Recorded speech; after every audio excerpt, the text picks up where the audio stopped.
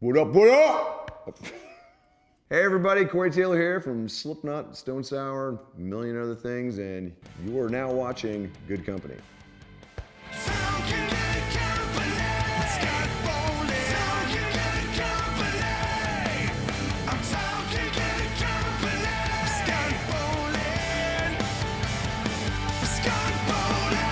Hey guys, my name's Scott Bowling, and today we're with Corey Taylor.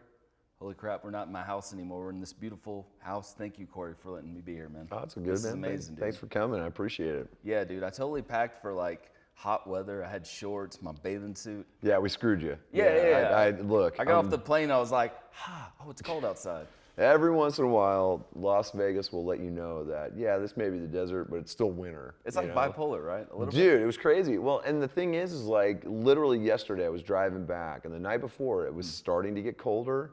And then I was driving back from LA because I was doing some work out there, and I hit sleet. So I mean, it's dumping sleet, and I'm freaking out. I'm like, I feel like I'm in Iowa. What's going on here? Like, dude, it was like 20 minutes of that, and finally cleared that. But it was like, ever since then, it's been freezing. Yeah, so. that's crazy, man. Nathan's crew's been out here, and they were like posting pictures by your pool and Yeah. stuff, and I was like, oh, this is sweet. It's gonna be dope. I'm like, let me pack them flip-flops, Yep. man. Yep, and you should have brought a onesie. I know, Just, you know. Next time, yeah. Yeah, absolutely next time. How long you guys lived here for? I've lived out here now for 11 years. Really? Yeah, because Vegas, I moved out here with my ex-wife in '09, shortly after she and I actually got married. And like most of her family lives out here, so it just kind of made sense. We were renting a place in LA, and I still had my house in Iowa at the time. Yeah. And we were doing a lot of work in LA, but it didn't make any sense to me to pay rent, like that much rent, for a place I was barely in. It's like, well, if we're gonna do that, we might as well just put it towards a mortgage and get a house, you know? So, and that's when we, you know, kind of looked around and found a place out here. And when she and I split up, you know, even that, you know, we have a kid together and stuff, but I just liked it. You know, I really grew to like this town, like, and you know, got to know the city and the people and stuff. So, just never left.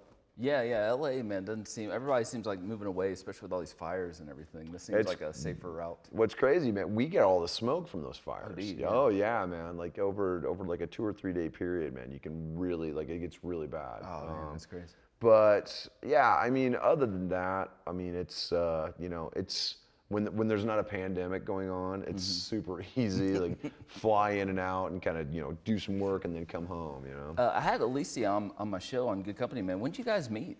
We knew friends of each other's friends. So we met, technically met like 2 or 3 times, like backstage at like shows and stuff, because we had common acquaintances. But we started talking when I was starting to put together the tour that Stone Sour did with Steel Panther. And I was looking for an opening act, but I didn't want a regular band. I wanted something, because I was trying to put together like a party, you know? Like I wanted to kind of bring back that celebratory rock and roll nature, you know, where it's like you come to have fun. You don't come to like just be a bum out and you leave, it's like, I'm still depressed, you know?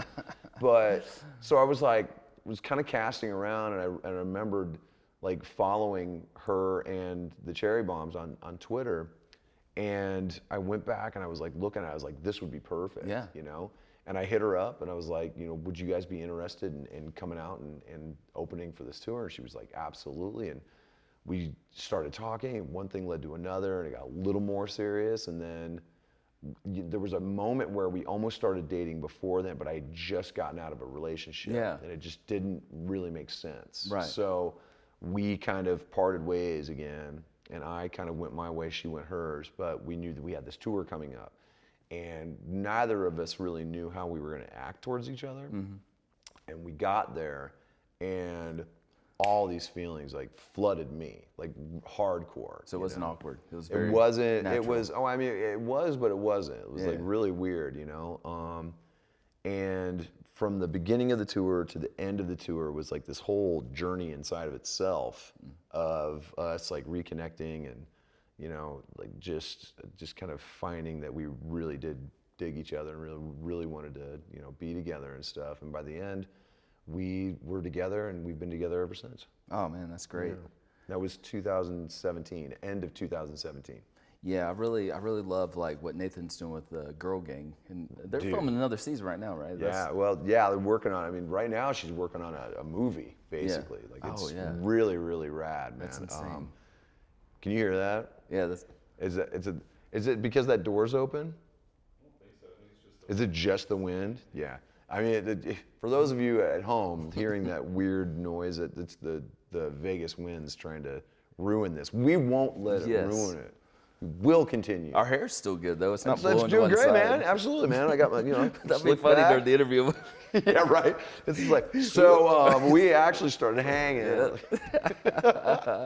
I was gonna ask you. I interviewed Mikey from Snot, man, Mikey Dolan. Oh yeah. And you were on Straight Up, and I don't hear enough about Straight Up, man. Dude, nobody talks about that. Yeah, I mean, when dude. it came out, it was like a big deal. I was like such a massive Snot fan. Yeah. When Get Some came out, I was like, this album's dope.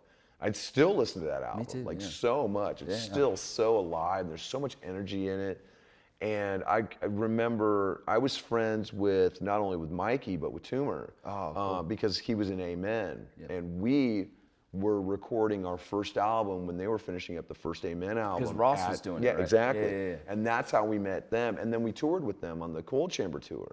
So we got to be super tight, man. And to this day, those first two Amen albums are like some of my favorite music. What's ever. the singer's name? Casey Chaos. Yeah. Do you ever hear from him again? Like, what's he Yeah, doing now? man, I just saw him not too long ago. He put together another version of Amen and opened one of the Knotfests we did, which was actually pretty rad. Yeah, that's sick. But yeah, he's a whole other force of nature into itself, man. I remember talking to Sonny Mayo, and Sonny said that Casey was getting on to him for using too much drugs. He's like, And I'm if, like, if he's getting on to me for doing too much drugs, I should get off dude, drugs. high pot, your kettle, I'm black, you know, like it's ridiculous. I love the song you did on that album. Like, man, did you write that with somebody? Did they already write it with you? They had written the music, and they hit me up, and they were like, "Would you want to be a part of this?" And I was like, "Hell yes, I would want to be." You know, so they hit me up. They sent me the music, and then I just wrote the lyrics and the chorus and the melody and stuff. Yeah, it was really cool to be a part of. Yeah, I love all the collaborations you do. Because also I was listening to Soulfly. I was like, I forgot you're on the second Soulfly album, man. Yeah, that's tight too, man. What was that like? Being in That was one of the best days ever, dude. 'Cause Yeah?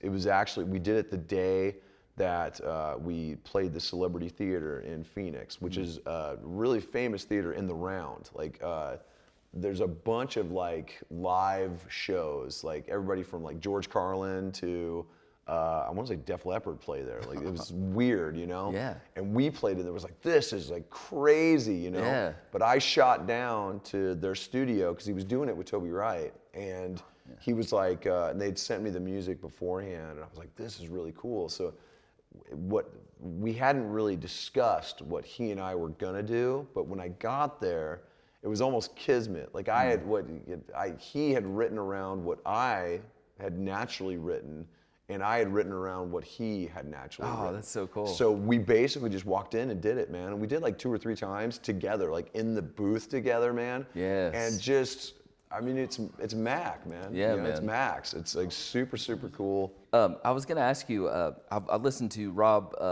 Flynn from Machine Head's got a podcast, which I love, and he was talking about you guys and saying that they were doing the Burning Red when you guys were doing the first one. Do you remember that? Yeah, he said that you guys crossed paths. Yeah, man, it was weird. It was like this kind of commingling of Amen, us, and Machine Head. And we were all like massive Machine Head fans, you know? And to this day, I still, and I don't even think they remember it, but they gave me a free pair of Vans, dude. Like, because they had, because they had like this whole big box of shoes show up because they were like endorsed and stuff. And I was like, what's endorsed, you know? And they were like, I was like, oh, what size are you? And dude, I wore those till they fell off. Like I wore, for like the entire first run. I wore the Vans that they gave me. Oh, that's so sick, man. And I just remember being like, that was the nicest thing anyone's ever done, is give me a free pair of shoes. You know? And so because my cons were just falling apart, dude. Oh It was man, like that's super nice. You get to the point where Converse, you can only fix it with so much duct tape. Yeah. Before you just kind of have to go, okay, it's time to throw these away. It's just you can't do it. That's anymore. like a modern day, if you think about like when Metallica and Anthrax, and when Anthrax gave Metallica a toaster. Yeah, you know what I mean? dude. They gave yeah. you shoes. You know what I'm saying? Yeah. It was It's like, like circle of life. and then we just, then one thing led to another, and we were friends, and then we toured together, and then it was cool. They came down to the studio right after we had finished most of Iowa. Okay. Yeah, and it was, and they all came down. They were like, "We want to hear some stuff," because I guess Ross was talking it up, and we played them. I want to say like the first 3 songs, and they just went. It was crazy, dude. It was like just such a priceless reaction, and coming from them, I was just like, okay, we're on the right track. That's good, man. It's gonna be rad. What you guys like? You're on Roadrunner, right? Yeah. For this, what Yeah. did they say? What did he say about the second album when you're handing them all this raw stuff? Did they like it? Well, at the time, it was a totally different label at the time, man. Like at the time, they were like, okay, this is work, because they were a metal label. Now it's like they've kind of been picked up by like, they've been sold so many times. Yeah, so Monty's not there, right? Monty's not there anymore. Yeah. There was a great purge of 2012, and then when they fired like 85% of the people who A, worked there, and B, we had come up with, man, like for 12 years. These were friends of ours, and they just basically cleaned house. When they cleaned house, did they go to Nuclear Blast? Was that like a big... Some of them did. Like Monty went there, but other people, like our friend Michelle Kerr, who was in charge of PR at Roadrunner in the UK, she started her own business, her own PR business, which she still runs, and we still work with her, which is rad, So all of these people who we had worked with in the beginning, up until about 2012, 2013, all hit the ground because of that expertise and started their own thing and are thriving, which is rad. That's awesome. And then we ended up independently working with them because we just had great relationships with them, man. Oh, that's really cool. Yeah. And when Iowa came out, was that after 9/11 happened? Was that? It was right before. Right before. 9/11. The album dropped August 28th, 2001. And there was so much weirdness going on because MTV was like, if you get us a good video, like a good quality video, production value, we will play the hell out of it. We promise you we will play the hell out of it. And all these radio stations are like, all we need is your single. We are gonna push you up. We don't care how heavy it is, we're gonna push you up. Oh, wow. So we did all these things, and then 9/11 happened, and we got blacklisted. And there was a warehouse full, because they printed like 1 million copies of the Iowa album. And Clown had done the artwork and all the layout and everything with this stuff called vellum, which is very, very hard to find. And it's like, he basically used up the rest of the vellum that was available in the country. Oh my gosh. And because no stores would take it, no anything would take it, they sat in a warehouse, and then they ended up destroying them. Man, that's almost so 1 million heartbreaking. copies. So anytime you see a reprint now, if they had just sat on them, it would have been fine. But they destroyed them because they thought they weren't going to be able to move it. Now it's gone platinum, but that's with reprints and like paper booklets instead of the vellum, like this crazy artistic thing that Clown was trying to do, because that's all he's always thinking about. Did you guys tour after 9/11 a lot, or was that? Yeah. You still hit the road? Was a lot of people at the shows? We were slated to start, ironically enough, the Pledge of Allegiance tour, which was supposed to start about 2 days after 9/11 happened. We ended up pushing everything off about a week and rerouting the tour and all this crazy stuff, dude. Yeah, that doesn't sound fun at all. Rerouting. It was nuts, dude. Some of our crew got stuck in the makeshift tents and whatnot that were set up in Canada, actually, because they were coming in from the UK, and it took us days tracking them down, getting them, like trying to extradite them, and I mean, it was madness, dude. I can remember just sitting in my old apartment watching this happen, just going, this is insane. Like, I mean, it was so incredible to me. But then I didn't realize what an effect it would have on not only us, but people like Manson, people like, I mean, it took years for us to dig ourselves out of this moat that we had nothing to do with. When did it eventually go platinum? You said it went platinum, double platinum. Yeah, it went right around the time that after Volume 3 came out, and that went platinum. I see. And then retroactively, anytime you put something out and people really dig it, they go back and they buy your back catalog. So that really kind of encouraged growth in that area where it went platinum. But yeah, before, man, it was crazy. Yeah, man.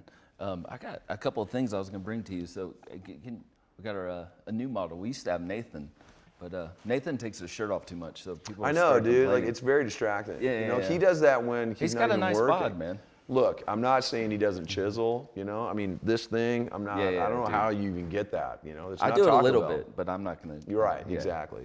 I mean, it's side crunches. It's discipline. I don't have any of that. So. And it's the mustache. It's got it's most a of the balance. power is in the stash. Yeah. Absolutely. Yeah, man. So let me see here. I got little presents here. All right, this one barely made it here, and if you don't want it, I totally understand.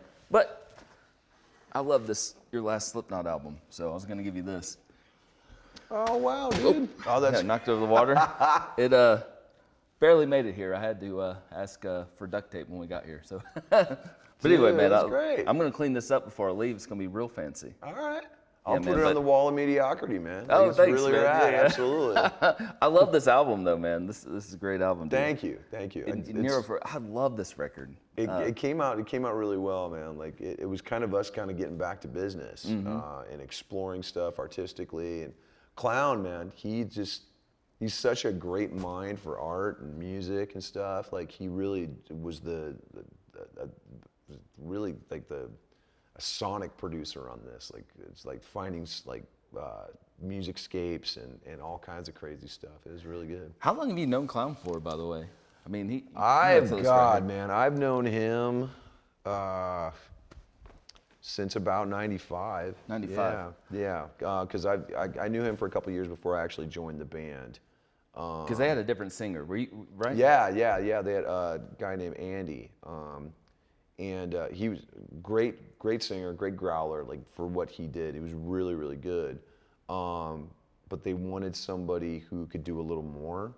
And I was kind of like the other big dog in town, because I had Stone Sour then. That's crazy, man. Yeah, so we actually did shows together, Slipknot and Stone Sour. Is there any footage of that?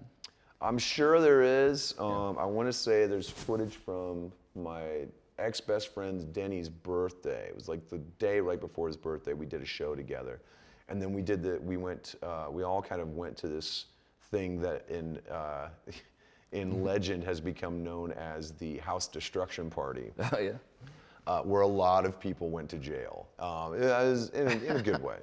And the first time I really talked to him, in a good way. The first time I really talked to Clown was when we were both going down to bail people out who had been arrested. Oh, you met him there, down there? Yeah.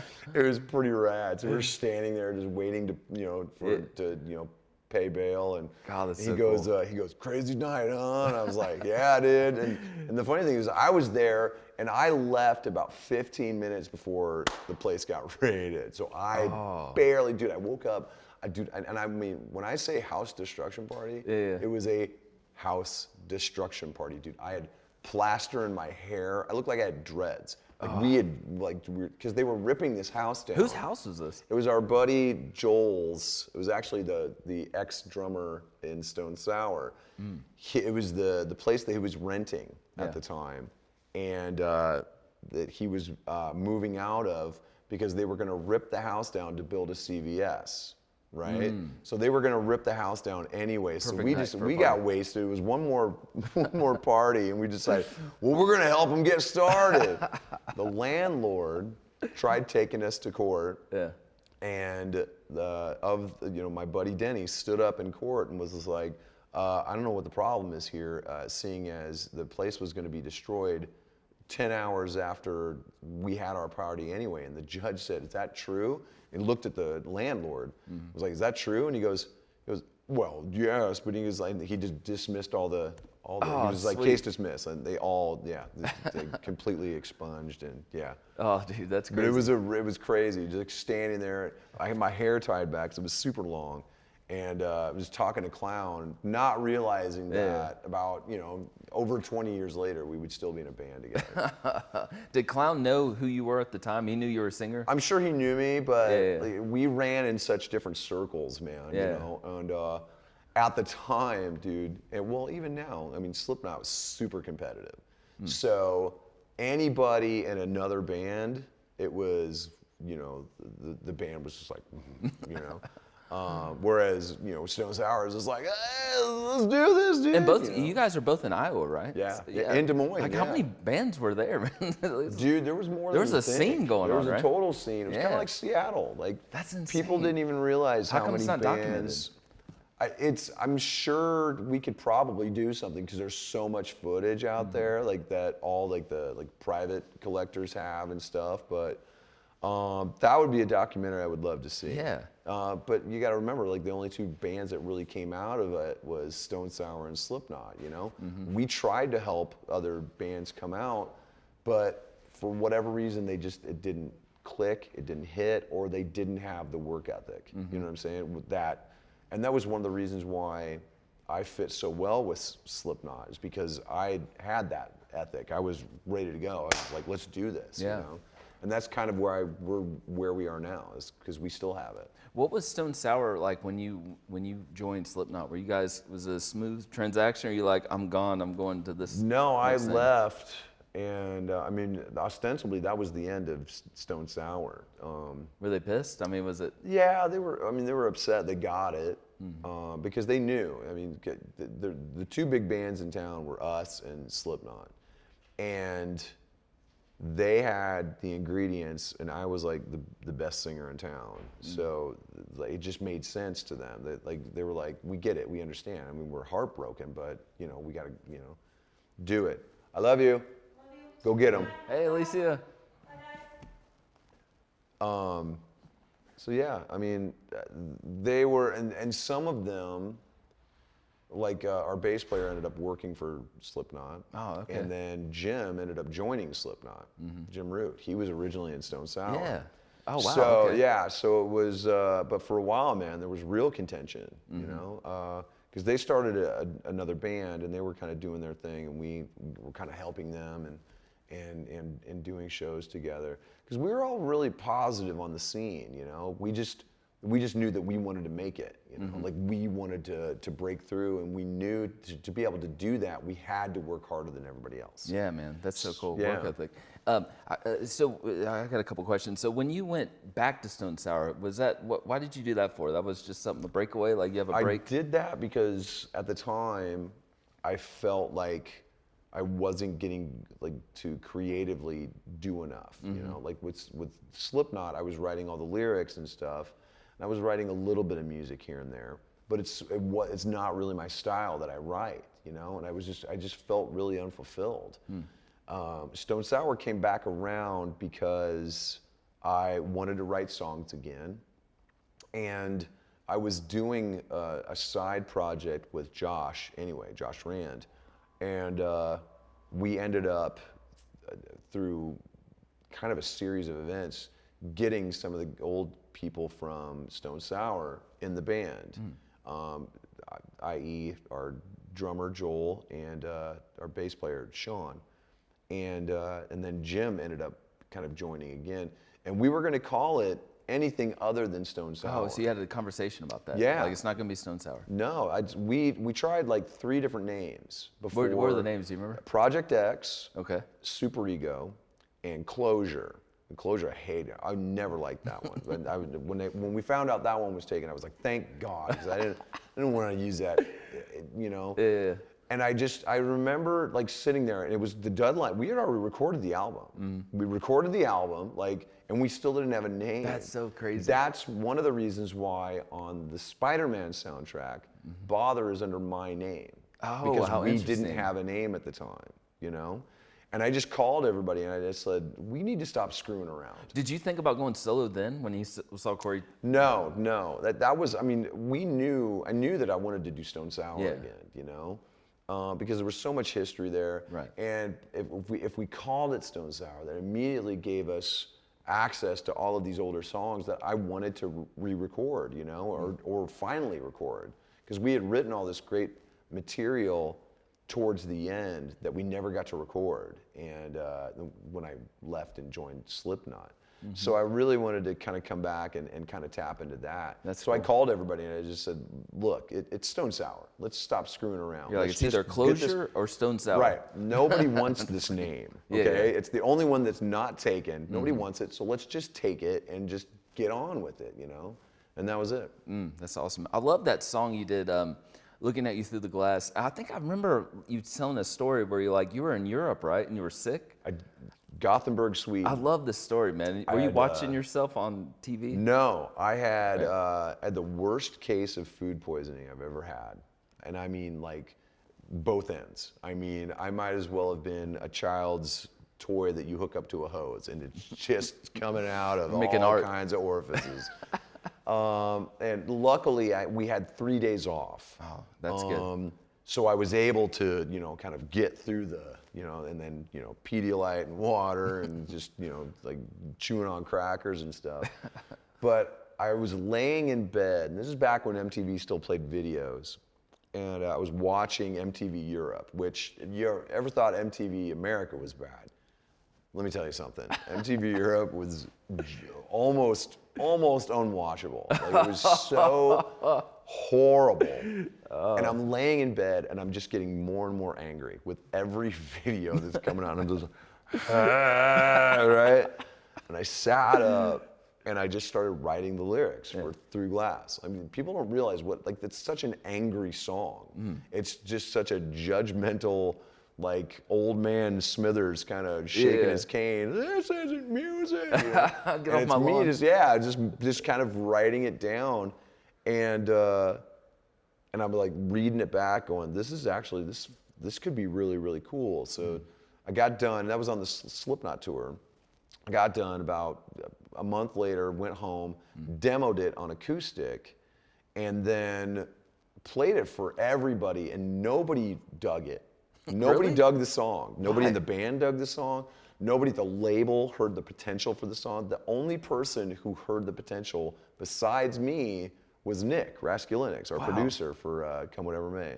And he immediately got it. He's like, you're hearing this as a full band piece, right? I was like, yeah. And he's like, that's what I thought. So we got the band to play on, like, we had never really played it together as a band until we recorded it. Because they were more interested in the other stuff. That's crazy, man. And maybe it was because we were waiting for Roy, because that was Roy's first album with us. Oh, yes. He's an awesome drummer. And he killed it. He killed it. His yeah. performance on that is so tasty and just so, it locks the groove in on that song perfectly. Yeah, he's so underrated. And I can remember Grohl actually was the one because we recorded at his studio. Oh, cool. And a couple of the guys from the label were down there, and Grohl would come down to hang out with us and sneak cigarettes with us. Like, Oh, it's okay. like, I can't smoke around my wife, man. So he'd come down and he'd kill us at table tennis too. Like, Oh, he would really? come down, destroy Dude, us. I can kill anybody, mean, but probably not Dave Grohl. dude, yeah. Does he have a spin? Does he play like Forrest Gump or something? If he would get behind on like points, he'd start banging that paddle on the table. So like, let's go. And then he would just smoke you. He's a renaissance man. Yeah, He can do anything. he'd do anything, man. Yeah, anyway, yeah. And he, a couple of guys from the label were there, and they looked at him and they said, "What do you think of this song?" And he goes, "I think it's a hit. Like, it's #1 hit." And they just went, "Oh, okay." And that's when they finally started to believe in it. But it was such a fight, dude. Like, Yeah, dude. I wonder how many songs that you had potentially that could have been a hit, but somebody said, "Nah, I don't like that." right. You know? You had that one person. I've just gotten to the point where I just fight through all that. I Yeah. just tell people. Like, it was the same thing with this, with my solo album, Yeah. Black Eyes Blue. I played that for everybody, and they were like, well, that's okay. And I'm like, no, it's not just dude, okay. This is a instantly liked great it. song. Like, and, Yeah. and people are gonna freak out when they hear it. And when we recorded it, because it didn't have a lot, when I demoed it, it didn't have a lot of the stuff that I was hearing. And when we finally really recorded it, and did all the harmonies and stuff that I heard on it, and had all the backups and like the vocal cues and stuff, and I played it for everybody. People, you know, it's like you have to hear the potential. Yeah. Nobody wants to hear the potential. They want the potential force fed to them. That's now. an art though, man. You can see the future. You like, have with to, that. man. Yeah, it's not only that, but it's also having confidence in your songwriting and the ability to go, okay, these songs are great. These are very special. These are the ones that you want to hear. Yeah. You know. And you've been when doing you it for lead like so that- long, so your confidence has had to grow. Right? Absolutely. Yeah. I mean, it took time for me to kind of grow confident in my ability. You know, but you know, I've had number ones with both bands. Now I've had number ones with, you know, like all 3 projects that I've done. You know, guest spots that I've done have been number ones. Oh, It's yeah. like if I don't have a gift now, then I never have, you know? Yeah, and I love, like, with the new album you did, I love that there's so much diversity on it, you know? It goes Right. from everywhere. I love that. And that one song, when you do the count off, you're like, 1, 2. Yeah. I'm like, that's the best intro ever, man. Right. And that's me, like, lifting it from Billy Joel's. Oh, yeah, yes, The that Matter song. of Trust. Yes, I love that song, man. So good, right? Yeah. And and That's where you got it from. That's and so the cool. the noise at the end of the count is from Yeah. the Beastmaster, the No movie way. The Beastmaster. Okay, you have to understand, that solo album is so loaded with like inside jokes. Yeah. Because my band is all friends of mine from like 20 years, you know? So it's like, our inside jokes have inside jokes, man, you know? And I was like, and anytime I say, what if I do ... It almost always ends up happening. And it could be the worst idea on the planet, but Yeah. I was like, what if we do like, you know, the Billy Joel cadence at the end, but then I do the squawk from Beastmaster. Yeah. You know, that thing, you know, you could really get it in this room too. We were sitting here, it was me, Tooch, Jason, and then Alicia, and we were both sitting over here, and she had never seen it. I was like, oh, I'm gonna punish you tonight. Yeah. She's like, better watch she went from joy to like kind of consternation to just being like, because it's not a great movie, Yeah. but it's one of the best movies of all time, you know? And I can remember looking over at the guys and just being like, and we just kept making that noise, because he did. He just kept going, "Ah!" like that. And I was like, it's so stupid. Yeah. And just putting that on the album. And Dude, I got to go back and listen to that. it's so good. Yeah. It's so stupid. And I can remember talking to Jay Rustin, our producer, and he was like, you sure you want to do that? I was like, of course I do. I was like, this isn't a single. Like, I don't care about, I'm not trying to impress anybody at this point. I just want to have a good time. Did you guys record this before COVID hit? Or was No, we recorded it during the lockdown. Oh, okay. So everybody had their own parts, kind of. No, they all came. So what happened was we were originally going to record the album in January, February of 2021.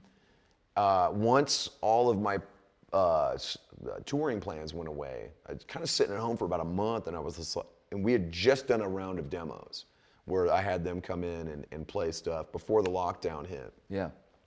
And I hit up Corey Brennan, my manager, and I said, what if we record the solo album now, like, and really try to capitalize on this? And he goes, well, how would you do it? And I said, well, I would do it here in town. I would have the band come just live with me, which they did. Wow. I had everybody social distance and quarantine for 2 weeks. And then they drove here. They didn't fly, they drove here. Some guys, they drove from Bend, Oregon in Ohio. So it took them That's like a commitment. Yeah, it took them a minute. I had Jay come in, Rustin, he's from LA, but I had him come in and stay here in town. And then the people at the studio that we worked at, the Hideout, they all quarantined because they were shut down too. But then right around the time we were going to record the album, the regulations loosened up around here. So businesses, non-essential businesses could open back up. So it was almost perfect. Right. But if that had shut down again, we weren't gonna force it. We weren't gonna like sneak it. I wanted it to be done right, you know? So, but then again, I mean, the album only took 3.5 weeks to make. Do you have leftover material that you didn't put on the album? Yeah, it's gonna be on CMF2. Oh, that's cool. Dude, I've already got 3 more albums worth of stuff. Oh man, that so we you can never do. have like writer's block. I mean, what's the hardest, writing music or lyrics, you know? It depends, you know. It depends on if there's something in my head musically that technically I can't play, But then I've got a host of guitar players that I can go, I'm trying to do this, and it just doesn't sound good. And they go, oh, and it's, like, that's it. You play it, and I'm not going to play it on this one.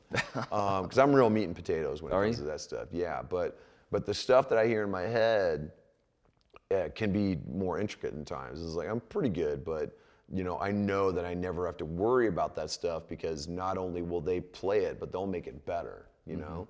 So now the challenge is just making sure that lyrically it's still something that I want to say. It's still something that I believe, it's still something that I lived, and it's something that I can relate to, Yes.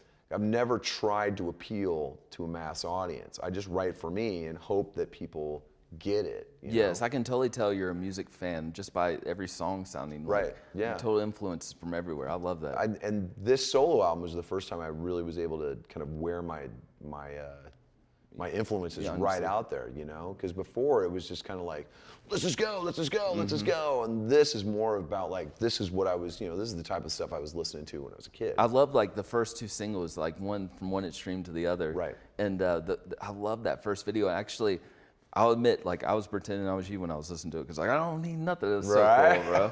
You ever do that, man? Like when you're listening to stuff, not you, but when I'm listening to stuff, I pretend I'm the singer in my car. Like, of course. Yeah. You can't hit the good notes in the car. What's the point? Oh, no. Absolutely. And then like when the drummer does something, then I'm the drummer. Right, like, exactly. I move around. You cycle through, when the riff comes up, you got one arm here and you're doing it. Of course. And then when the rapping came on, I started doing the rapping, but I couldn't finish. I'm like, it gets tricky. Yeah. That's cool, man. Tech Nine, dude. I've always known him. Dude, like, he's a great dude. He collaborated with Chino one time, a long time ago. He does a lot of stuff, and the other guy too. I don't remember his name. Kid Bookie. Yeah, he's actually from London. Oh, is he? Yeah, man, he's a British tight, kid. Man. Yeah, so and those dudes, I'd done collabs with both of them. Oh, and, cool. When I was doing this, I was like, how rad would it be to have them on that? So.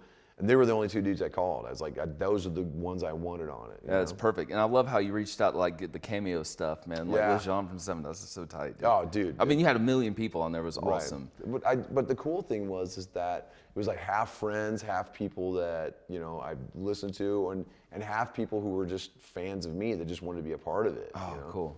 Like, was that 3 halves? So it's a whole and a half. Yeah. There you go. And also, well, we're talking about that. I got this. Here, let me get up here.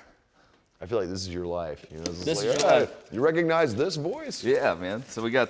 Oh shit, dude. Yeah, man. So you didn't have to do that, man. Oh yeah, Come dude. on. And this one didn't get destroyed. So yeah, we'll break the plastic off later. But yeah, man.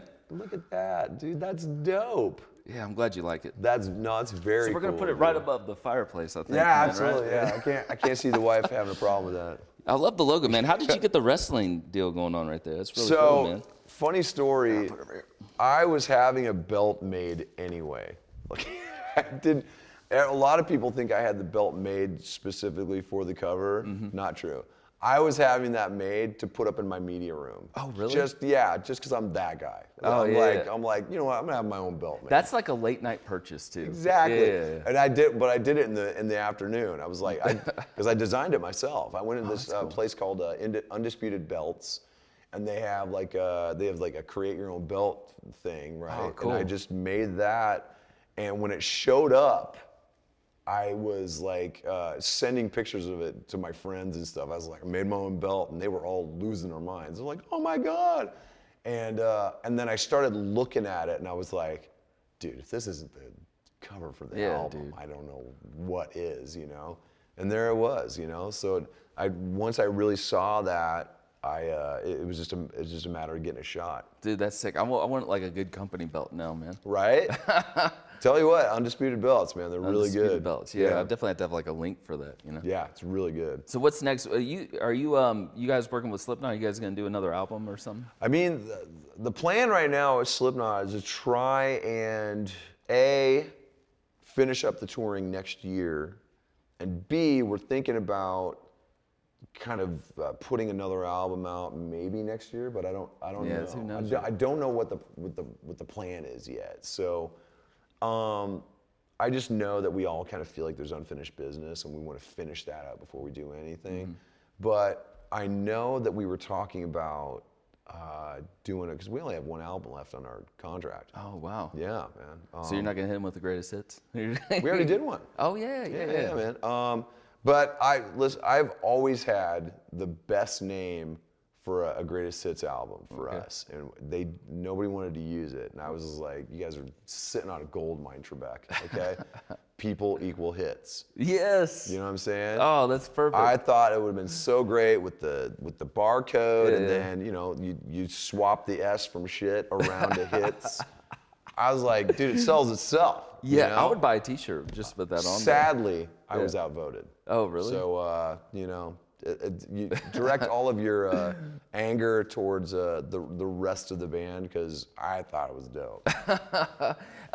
When you played at the Forum, man, what's that like playing in front of nobody, basically, just the crew? I mean, it's not any different than doing like pre-production. Really? You know, like because every big tour has like a pre-production day or whatever. Okay, and you play? You just you're basically running the whole set with pre-production. So you start the intro like you're gonna play. You run through, and I've done it a million times with Slipknot, Stone Sour, and like a bunch of other stuff.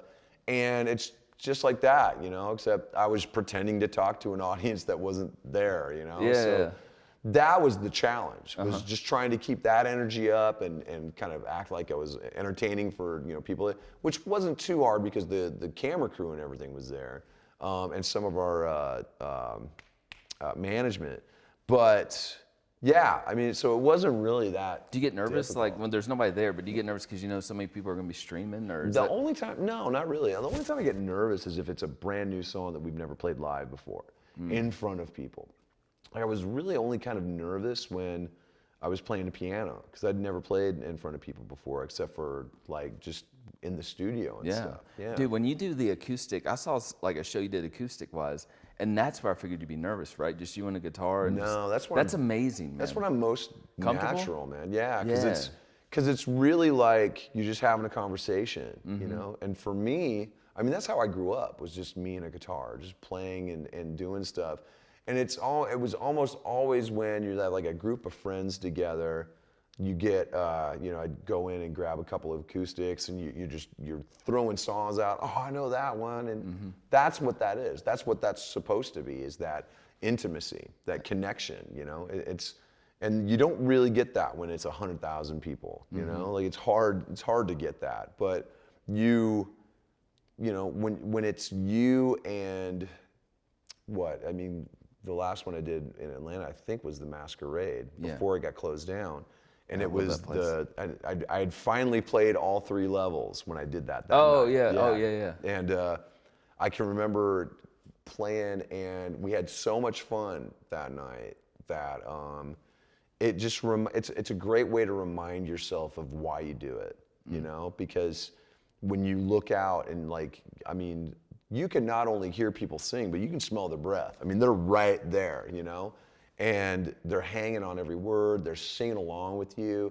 And that's that type of singing that we were talking about, like you're in the car and you're pretending that nobody's listening. Yes. That's the kind of connection that I look for in shows like that. And that's honestly the kind of connection I go for with this solo thing, man. It's amazing. Yeah, and you just can't duplicate that, man. When you're going on such a high, like before when you would drink a lot and stuff, I guess you would come down by drinking and partying. How do you come down sober now from that kind of high? I mean, what do you do after a show?